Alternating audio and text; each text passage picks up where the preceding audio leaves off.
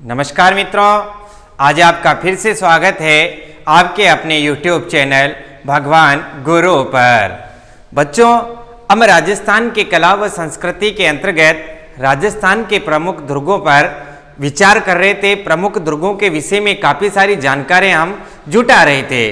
बच्चों, आज हम जिस किले का अध्ययन करने वाले हैं वह किला मनुष्यों के द्वारा नहीं बनाया गया है, परियों एवं परिस्तों के द्वारा निर्मित हाड़ौती अंचल का सबसे प्राचीन दुर्ग जो अपनी सुरंगों के लिए जाना जाता है।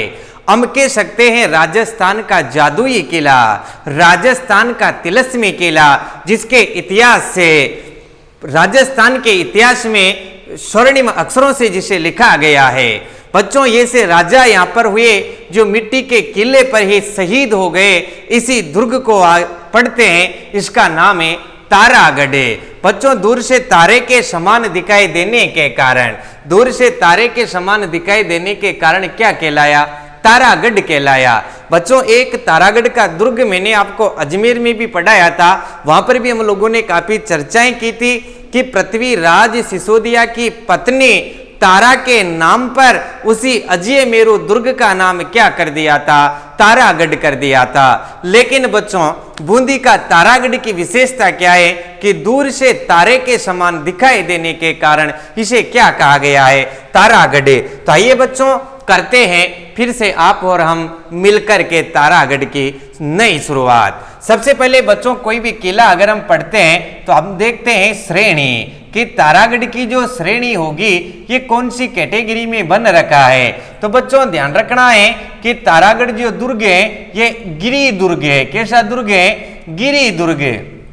बच्चों, अगर हम इसकी बात करें तो ये जिस पहाड़ी पर निर्मित है, आप लोग ध्यान रखेंगे वो एक चपटी पहाड़ी है और ऐसा लगता है कि जैसे इस पहाड़ी को डाला गया है दुर्ग बनाने के लिए, जबकि वो जो पहाड़ी है वो प्राकृतिक पहाड़ी है और पहाड़ी पर बन रखा है, इसलिए इसे क्या कहते हैं हम? गिरि दुर्ग। साथ में बच्चों ध्यान रखेंगे, बूंदा मीणा ने जब बूंदी को बनाया था उस वक्त इसे 4 दरवाजों में, चारों दिशाओं के 4 दरवाजों में इसे पैक करके बनाया था और जहां पर सैनिक खड़े रहते थे, इसलिए यह सैन्य दुर्ग का भी उत्कृष्ट उदाहरण है। आप लोग ऐसा भी ध्यान रखेंगे। तो तारागढ़ की जो श्रेणी हमने देखी कि गिरि दुर्ग और सैन्य दुर्ग के अंतर्गत आता है, ये आप ध्यान रखेंगे। गिरि दुर्ग होगी तो बच्चों, हाड़ौती क्षेत्र के अंदर अरावली पर्वतमाला की जो बिखरी हुई श्रृंखलाएं हैं उनको आडावल कहा जाता है। कौन सी पर्वतमाला पर है बच्चों? ये आडावल। ध्यान रखेंगे, आडावल पर्वतमाला पर ये एक श्रेणी है बच्चों। अरावली पर्वतमाला को आप लोग ध्यान रखेंगे कि हमारे हाड़ौती अंचल में क्या कहते हैं? आडावल कहते हैं। तो इसी आडावल पर्वतमाला पर यह स्थित होने के कारण कौन सी श्रेणी में हुआ बच्चों? गिरि दुर्ग की श्रेणी में हुआ। दुर्ग की तलहटी में, दुर्ग के ठीक नीचे बच्चों एक कनक सागर झील भी स्थित है। जहां हम प्रमुख दर्शनीय स्थलों की बात करेंगे तब काफी सारी बातें मैं आपको बताऊंगा। अब आइए बच्चों, हम करते हैं इसके निर्माता के विषय में बात। इसके निर्माता कौन है? काफी सारे मतभेद आपको मिलेंगे, लेकिन आपको डायरेक्ट याद रखना है कि 1352 ईस्वी में कब बनाया गया बच्चों? है 14वीं शताब्दी में निर्मित है और 1352 ईस्वी में राव बर सिंह ने। यहां से बहुत बढ़िया प्रश्न आपका बन सकता है क्योंकि काफी सारे बच्चे इसे बुद्ध सिंह मानते हैं और कई सारी बुकों में इसे बुद्ध सिंह बता रखा है जो बिल्कुल मिथ्या है। 1352 ईस्वी में राव बर सिंह ने, ध्यान रखेंगे आप, गुजरात, राव बर सिंह ने गुजरात, मालवा और मेवाड़, ये 3 बातें आप लोगों को ध्यान रखना है। 1352 ईस्वी में राव बर सिंह ने गुजरात, मालवा और मेवाड़ के आक्रमण से बचने के लिए इस भव्य दुर्ग का निर्माण करवाया था। मेवाड़, गुजरात और मालवा के आक्रमण से बचने के लिए इस दुर्ग का क्या करवाया था बच्चों? निर्माण करवाया था। किसने करवाया था? राव बर सिंह ने। कब करवाया था? 1352 ईस्वी के अंतर्गत। अभी मैं फिलहाल कुछ वर्षों पूर्व की अगर बातचीत करूं बच्चों, तो ये दुर्ग रामगढ़ अभ्यारण्य क्षेत्र के अंतर्गत आता था। आप लोग ध्यान रखेंगे, रामगढ़ अभयारण्य के अंतर्गत ये आता था। रामगढ़ अभयारण्य की सीमा में स्थित था। आप लोगों को ये भी ध्यान रखना है कि जो दुर्ग है बच्चों, ये रामगढ़ अभयारण्य की सीमा के अंतर्गत था, लेकिन वर्तमान में इसे इस भूमि को अभयारण्य क्षेत्र से मुक्त कर दिया गया है, ये सभी आपको ध्यान रखेंगे। लेकिन आप लोग यूं भी ध्यान रखेंगे कि रामगढ़ अभयारण्य की सीमा में आया करता था। और रामगढ़ अगर नाम आ गया तो बच्चों में आपको बता दूं, रामगढ़ को बाघों का जच्चा घर कहा जाता है। बाघों का जच्चा घर, जच्चा तो आप समझ ही गए होंगे क्योंकि जच्चा के साथ बच्चा भी होता है, इसलिए उसको जच्चा कहते हैं। तो बाघिन जो होती हैं अपने बच्चे पैदा करने, चाहे वो रणथंभौर अभयारण्य से हो, चाहे वो मध्य प्रदेश के अभयारण्य से हो, किसी भी सेंचुरी की बाघिन अपना बच्चा पैदा करने कहां पर आती है? इसी रामगढ़ अभयारण्य में आती है, क्योंकि यहां पर उसे उचित वातावरण मिलता है। इसलिए बच्चों इस रामगढ़ अभयारण्य को क्या भी कहा जाता है? बाघों का जच्चा घर भी कहा जाता है। और ध्यान रखेंगे आप, ये पूर्व में रामगढ़ अभयारण्य के अंतर्गत ये आया करता था। बच्चों अब हम देखते हैं इस दुर्ग के उपनाम कि हमारे इस दुर्ग के क्या क्या उपनाम हो सकते हैं, और यहां से भी आपकी परीक्षा में काफी बढ़िया प्रश्न तैयार हो सकते हैं। सबसे पहले तो बच्चों आपको ध्यान रखना है कि इस दुर्ग के जो अंतिम शासक थे उनका नाम था बहादुर सिंह जी। और बहादुर सिंह जी विश्व युद्ध में लड़ने के लिए जाते हैं, लेकिन होता क्या है कि कुछ समय उनको लग जाता है। इधर बूंदी के दुर्ग का जो भी खजाना था, कोष को एक पठान परिवार देखता था, और पठान परिवार के सभी सदस्यों की मृत्यु हो चुकी थी। उनमें जो सबसे वृद्ध व्यक्ति था वह पठान, जो यहाँ के खजाने की रक्षा करता था, खजाना पूरा उसी के पास रहता था, खजाने की चाबियां भी उसी के पास रहते थे। बहादुर सिंह जी द्वितीय विश्व युद्ध से वापस लौटते हैं। उस वक्त बच्चों होता क्या है कि उस पठान की मृत्यु हो जाती है। पठान की मृत्यु होने के बाद बहादुर सिंह जी को जैसे ही पता चलता है तो बहादुर सिंह जी सोचते हैं कि यार खजाना तो सारा इसके पास ही था, सब कुछ इसे ही पता था। तो बहादुर सिंह जी तुरंत अपने खजाने को प्राप्त करने के लिए दुर्ग को खुदवाना प्रारंभ करते हैं। और जब दुर्ग खोदा गया बच्चों तो उसमें कई सारी सुरंगें निकले, और कई सारी सुरंगें निकली, और जब उन सुरंगों के अंदर गया तो उनके अंदर ज्यादा नहीं जाया गया, क्योंकि सुरंगें काफी प्राचीन थी, और काफी प्राचीन होने के कारण उनमें डर लगा, भय लगा, इसलिए कोई भी उन सुरंगों में नहीं गया। और बहादुर सिंह जी तो इतने डर गए थे कि इस किले में नहीं रहते थे। उन्होंने समीप ही चौथ माता मंदिर है, उसके समीप बहादुर जी के महल के नाम से एक अलग दुर्ग का निर्माण करवा लिया था। ये सब ध्यान रखेंगे। तो जैसे ही बहुत सारी सुरंगें मिली तो इसे कहते हैं बच्चों सुरंगों वाला किला, सर्वाधिक सुरंगों वाला किला। ध्यान रखेंगे आप, सर्वाधिक सुरंगों वाला किला किसे कहा जाता है? अगर इस प्रकार का प्रश्न आप लोगों से परीक्षा में पूछ लिया जाए तो आप ध्यान रखेंगे बूंदी के दुर्ग को सर्वाधिक सुरंगों वाला किला कहते हैं। मैं यहां से लिख देता हूं उपनाम। हमें दुर्ग के क्या क्या उपनाम प्राप्त हो सकते हैं? तो सबसे पहले आप ध्यान रखेंगे सर्वाधिक सुरंगों वाला दुर्ग, सर्वाधिक सुरंगों वाला दुर्ग। किस दुर्ग को सर्वाधिक सुरंगों वाला किला कहा जाता है? तो इसी बूंदी के दुर्ग को सर्वाधिक सुरंगों वाला दुर्ग कहा जाता है। और सुरंगों की वजह से ही बच्चों इसे तिलस्मी किला कहा जाता है। ध्यान रखेंगे आप, इसे तिलस्मी क्यों कहा जाता है? इन्हीं सुरंगों की वजह से। और तिलस्मी को आप कह सकते हो बच्चों जादुई किला। क्या कह सकते हो? जादुई किला। तो किस दुर्ग को जादुई किला कहा जाता है? किस दुर्ग को तिलस्मी किला कहा जाता है? बूंदी के तारागढ़ को कहा जाता है। ये सब आप ध्यान रखेंगे बच्चों। इसके बाद अगर कर्नल जेम्स टोड की अगर हम बातचीत करें तो आप लोग ध्यान रखेंगे कर्नल जेम्स टोड ने तो इस दुर्ग को राजस्थान का गहना ही कहा है। ध्यान रखेंगे आप, बहुत बढ़िया नई जानकारी आपके पास हो सकती है। मैं आपको पूरा भरोसा दिलाता हूं कि आप लोगों ने आज पहली बार सुना होगा वीडियो में कि बूंदी के तारागढ़ को राजस्थान का गहना कहा जाता है। हाँ जी बच्चों, बूंदी के तारागढ़ को राजस्थान का गहना कहा जाता है। और ऐसा किसने बोला है? कर्नल जेम्स टोड ने बोला है। ये आप ध्यान रखेंगे। नेक्स्ट बच्चों आपको ध्यान रखना है कि 19वीं शताब्दी में रुडयार्ड किपलिंग, बहुत बढ़िया तरीके से आपको ध्यान रखना है, रुडयार्ड किपलिंग, रुडयार्ड किपलिंग ने 19वीं शताब्दी में यहां पर क्या की? यात्रा की थी। बूंदी की यात्रा किसने की, आप लोगों से पूछा जा सकता है। तो 19वीं शताब्दी में रुडयार्ड किपलिंग ने बच्चों बूंदी की यात्रा की और बूंदी की यात्रा करके इसे क्या बताया, जब इस दुर्ग को देखा तो उन्होंने बताया कि ये परियों व फरिश्तों के द्वारा, ध्यान रखेंगे आप, ये जो दुर्ग है ये परियों व फरिश्तों के द्वारा निर्मित है, परियों एवं फरिश्तों के द्वारा निर्मित है, ये सब भी आप ध्यान रखेंगे। बच्चों काफी सारी पुस्तकें ऐसी होगी जो आपको भूत प्रेतों के द्वारा निर्मित बताएगा। काफी सारे अध्यापक लोग, कोचिंग संस्थान भी आपको इसे भूत प्रेतों के द्वारा निर्मित बताएगा। भूत प्रेतों के द्वारा क्या बताएगा बच्चों, निर्मित बताएगा। लेकिन आपको मैं स्पष्ट रूप से बता दूं कि कभी आपको हमारी बूंदी छोटी काशी में आना हुए तो आप जरूर इस दुर्ग को देख करके जाइए।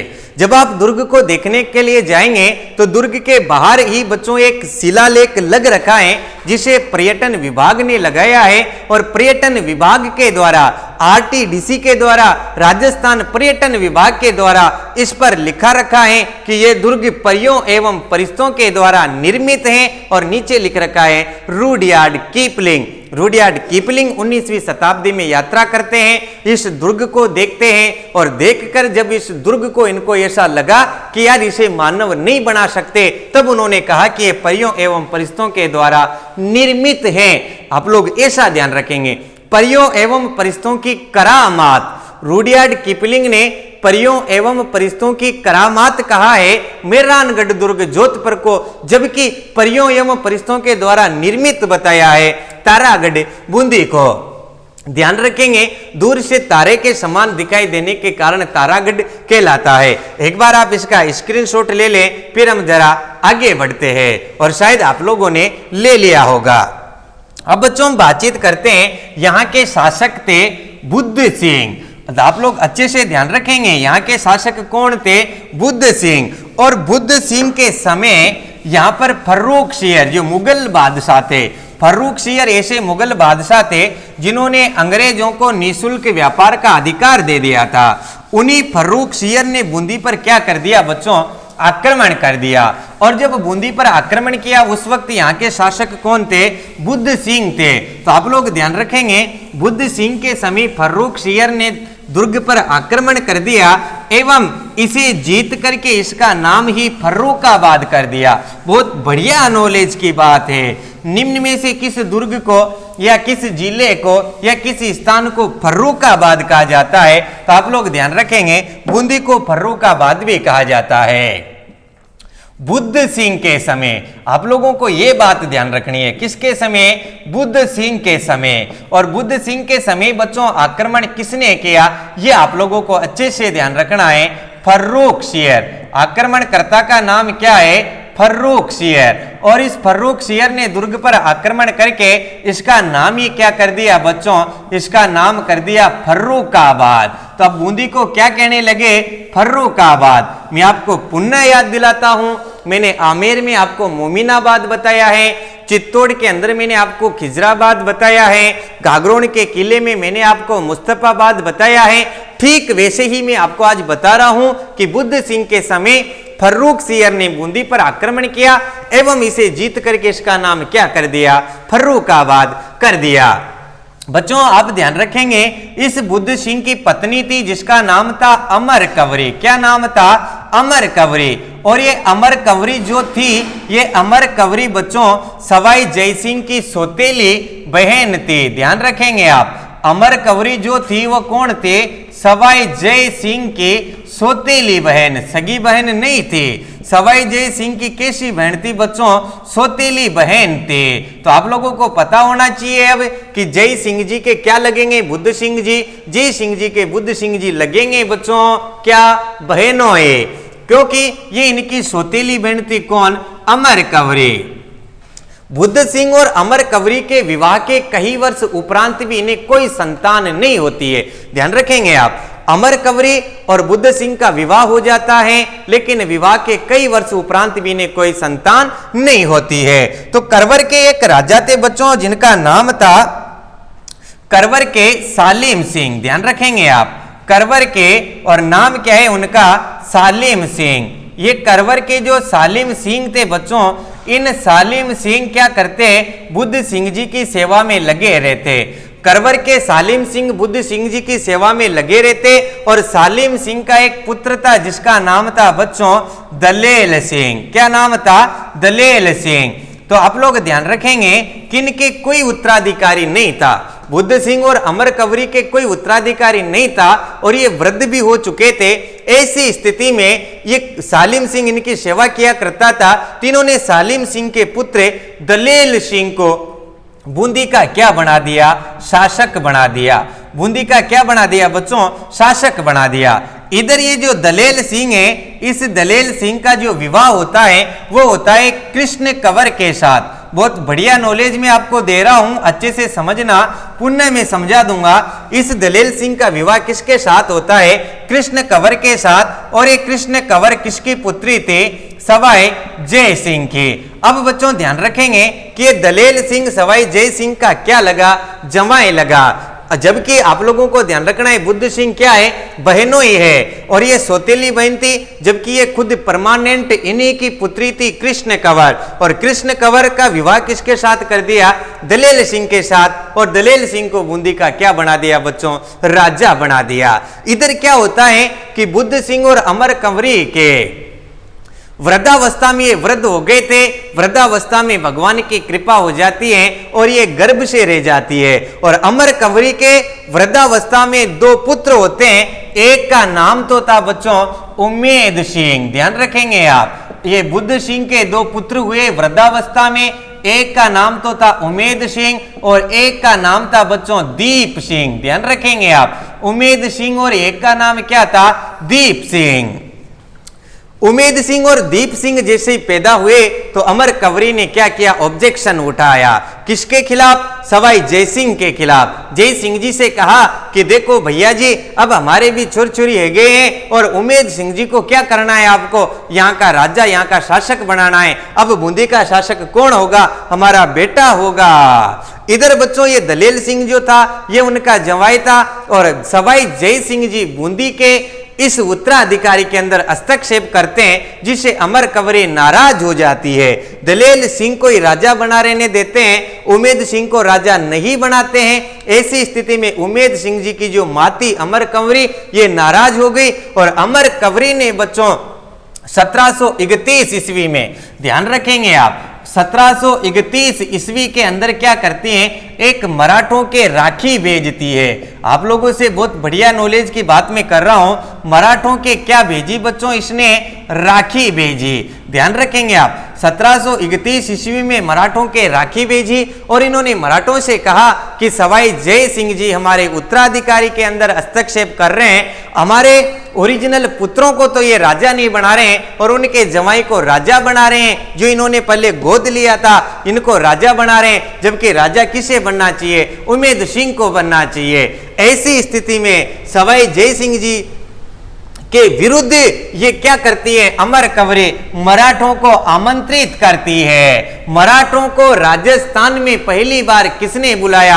अगर ऐसा प्रश्न पूछा जाए तो आप ध्यान रखेंगे किसने बुलाया बच्चों? ये मराठों को पहली बार अमर कंवरी ने बुलाया। अमर कंवरी ने राखी भेज करके सारी बात बताई कि आप हमारी हेल्प कीजिए, आप हमारी रक्षा कीजिए। और मराठे भी क्या थे? इनके विरुद्ध थे, क्योंकि मालवा का जो संभालते थे वो जय सिंह जी संभालते थे और उस मालवा को लेकर के मराठों के और जय सिंह जी के मध्य भी विवाद था, इसलिए मराठा भी मान जाते हैं। और 1731 में बच्चों मराठा मल्हार राव होलकर, ध्यान रखेंगे आप, मल्हार राव होलकर, पहली बार राजस्थान में कौन मराठे आते? जी सिंधिया। ध्यान रखेंगे आप, मल्हार राव होलकर व राणोजी सिंधिया कहां पर आ जाते हैं? बूंदी में आ जाते हैं और बूंदी में आकर के युद्ध लड़ते हैं। इसके अंतर्गत ये क्या करते हैं? उम्मेद सिंह को बूंदी का शासक बनाते हैं। तो राजस्थान में सबसे पहली बार मराठों का आगमन कहां पर हुआ था? राजस्थान में पहली बार मराठों का आगमन बच्चों बूंदी रियासत में हुआ था। 1731 ईस्वी में किसने बुलाया? अमर कंवरी ने बुलाया। और कौन से मराठा आया?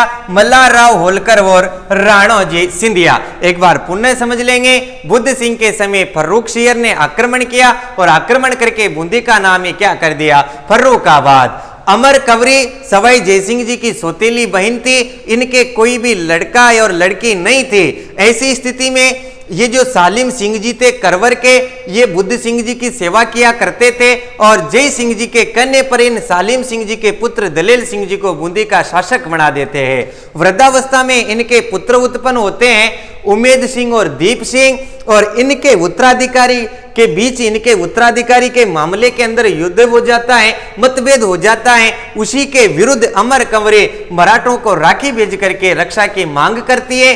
मराठा भी सवाई जयसिंह के विद्रोही होने के कारण 1731 ईस्वी में मराठा राव होलकर और राणोजी सिंधिया हमारे यहाँ आ जाते हैं, आकर के युद्ध लड़ते हैं, युद्ध में विजय होते हैं और उमेद सिंह जी को बूंदी का क्या कर देते हैं, शासक बना देते हैं। एक बार आप इसका स्क्रीनशॉट ले ले, फिर हम जरा आगे बढ़ते हैं। शायद आप लोगों ने ले लिया होगा। अब हम आगे नेक्स्ट बातचीत करते हैं। तो बच्चों आप ध्यान रखेंगे, इसके बाद क्या होते हैं कि यहाँ के एक शासक थे जिनका नाम था बच्चों सर्जन सिंह, और सर्जन सिंह ने यहाँ पर मुगलों की अधीनता स्वीकार की। आप लोगों से पूछ लिया जाए कि बूंदी के किस शासक ने मुगलों की अधीनता स्वीकार की थी, तो बूंदी के प्रथम शासक थे बच्चों सर्जन सिंह। सर्जन सिंह जी ने मुगलों की क्या कर ली थी, अधीनता स्वीकार कर ली थी। ये सब भी आप ध्यान रखेंगे। मैं फिर बताता हूं आपको, सर्जन सिंह ने यहाँ के शासक थे जिनका नाम था सर्जन सिंह, और सर्जन सिंह ने क्या की, यहाँ के शासक सर्जन सिंह ने मुगलों की अधीनता स्वीकार की। ये भी आपको ध्यान रखना है, मुगलों की अधीनता स्वीकार की। मुगलों की अधीनता स्वीकार करने वाले जो शासक हुए वो कौन हुए बच्चों, वो हुए सर्जन सिंह जी। अब मैं आपको यहाँ के ऐसे सूरवीर की बात बताता हूं जो बूंदी के मिट्टी के किले पर ही मर गए थे बच्चों।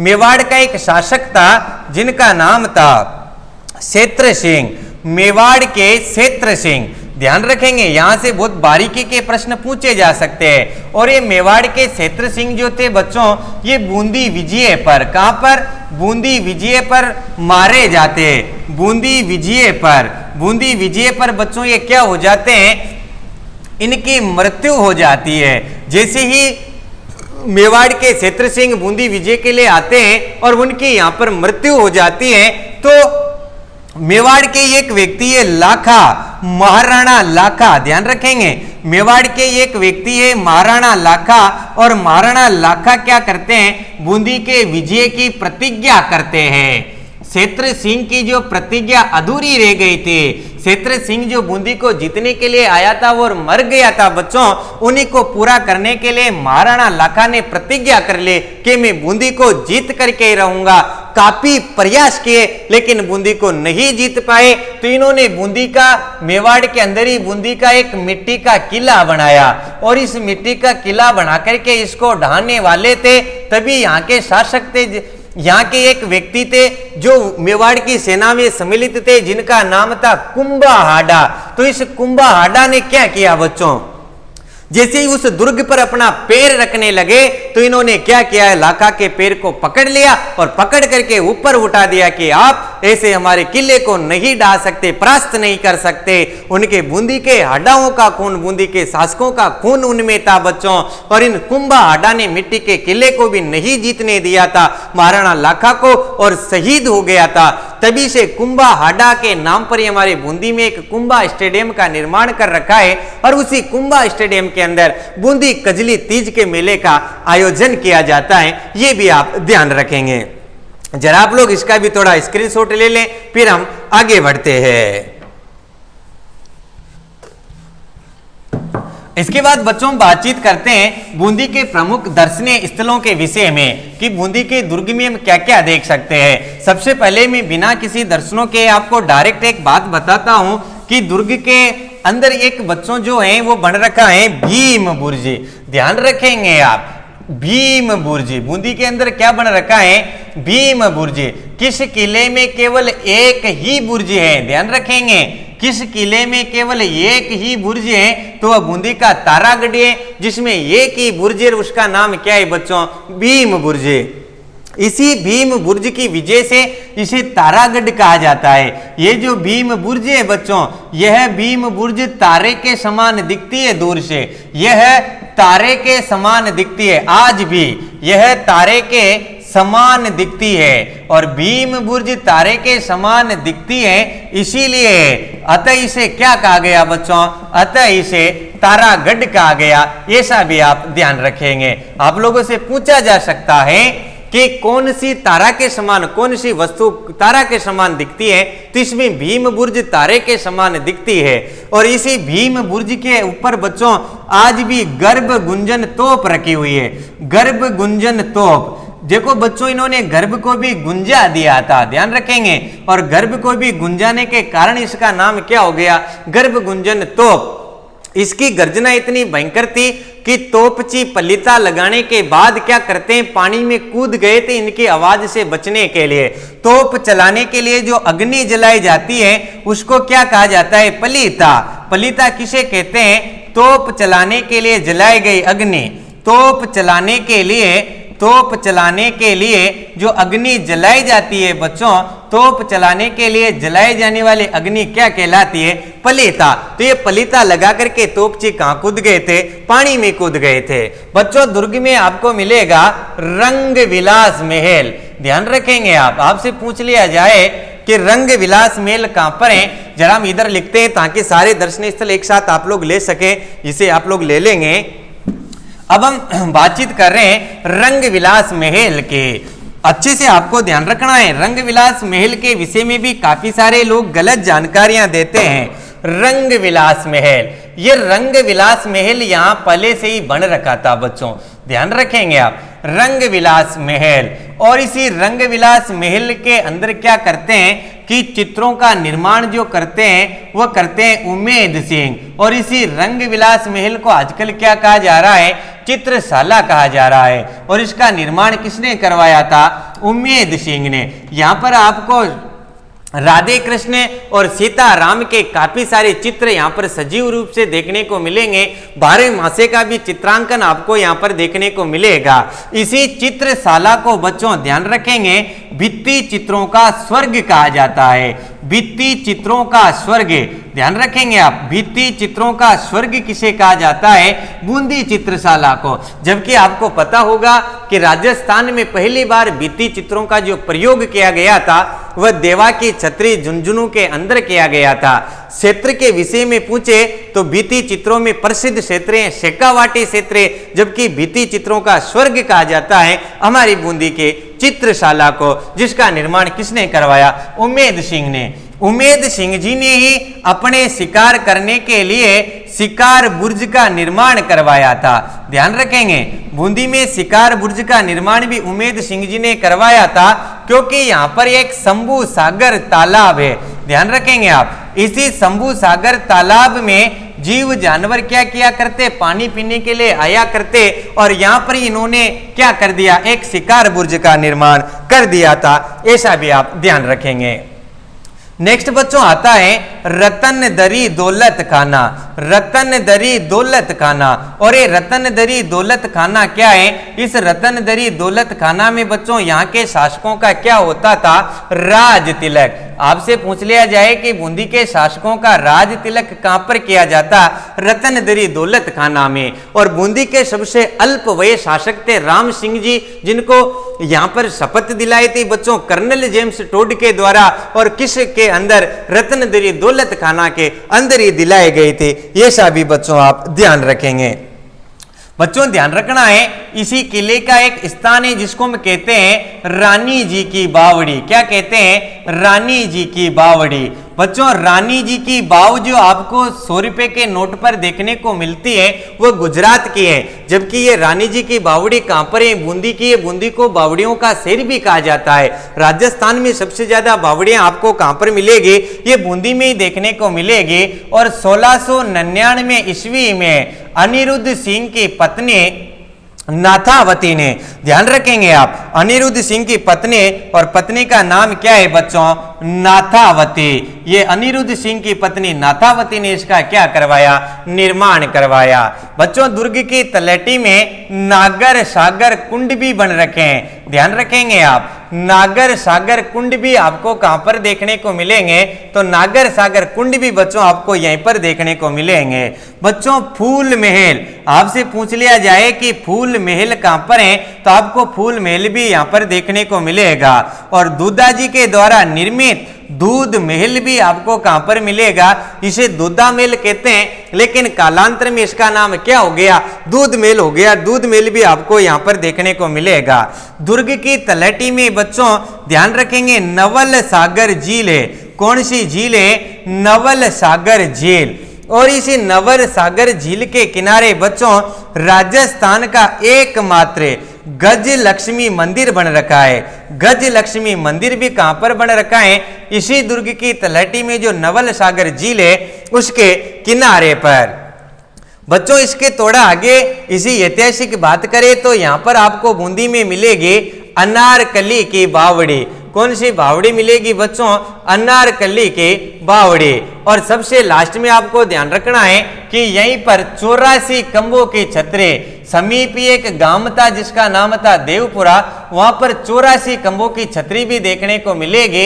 ये सर्वाधिक कंबों की छतरी कहां पर है? बूंदी में है बच्चों, जिसे 84 कंबों की छतरी कहा जाता है। इसका निर्माण अनिरुद्ध सिंह ने धाबाई देवा की याद में, धाबाई देवा की याद में करवाया था। ये सब भी आप ध्यान रखेंगे। और धाबाई देवा से ही बच्चों यहाँ पर जो है दाबैयों का चौक, दाबैयों का कुंड भी बन रखा है। ये सब भी आप ध्यान रखेंगे। तो बच्चों ये था बूंदी का किला। बूंदी का किला आपको कैसा लगा मुझे कमेंट करके आप लोग अवश्य रूप से बताएं। साथ में ही बच्चों अभी तक भी आपने हमारे चैनल को सब्सक्राइब नहीं किया है तो प्लीज आप हमारे चैनल को सब्सक्राइब करके बेल आइकन पर क्लिक कर दे, जिससे आपको अच्छे अच्छे वीडियो के नोटिफिकेशन प्राप्त हो सके। धन्यवाद।